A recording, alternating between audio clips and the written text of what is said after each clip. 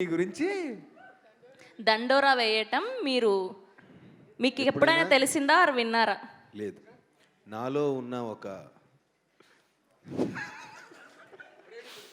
కాదు నాలో కాదు, మరి అది ఎక్కడి నుంచి వచ్చిందో తెలియదు. అది కన్యారాశి ఫలాల నుంచి ఎక్కడొచ్చింది నాకు తెలియదు. కానీ నా ఎక్స్ గర్ల్ ఫ్రెండ్స్ అందరూ నా గుడ్ ఫ్రెండ్స్ ఇప్పుడు. సో నా గురించి దండోరా వేస్తే మంచిగా వేస్తారు తప్ప చెడ్డగా వేయరు. ఆహా, బా, ఇలాంటి అబ్బాయి అందరికి దొరకాలని ఎక్స్గా కోరుకుంటున్నా. దొరికితే ఎక్స్లు అవ్వరండి. ఎక్స్లు అయ్యారంటే దొరకడం. అదే ఎక్స్గా ఉన్న వాళ్ళందరూ నవదీప్ లాంటి వాళ్ళు అయి ఉండాలి అని కోరుకుంటున్నా. నాకు అర్థమైందిలేండి. లేదు ఇదిగోండి. మీకు ఒక క్వశ్చన్ ఉంది. మీకు సైక్ సిద్ధార్థ ఇష్టమా, దండోరా ఇష్టమా? ఓడి అమ్మ బంటే రక్త పింజర్ రే బొసగొడేస్తుంది రే. క్వశ్చన్, ఒక నటుడిగా ప్రతి పాత్రని ప్రేమించటం,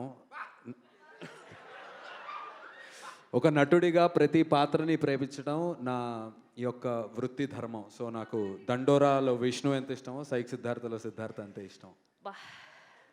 నిజంగా ఒకసారి గట్టిగా చెప్పట్లండి.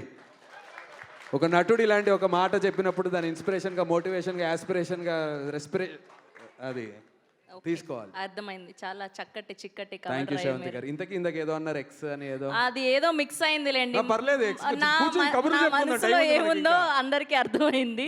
Thank you so much.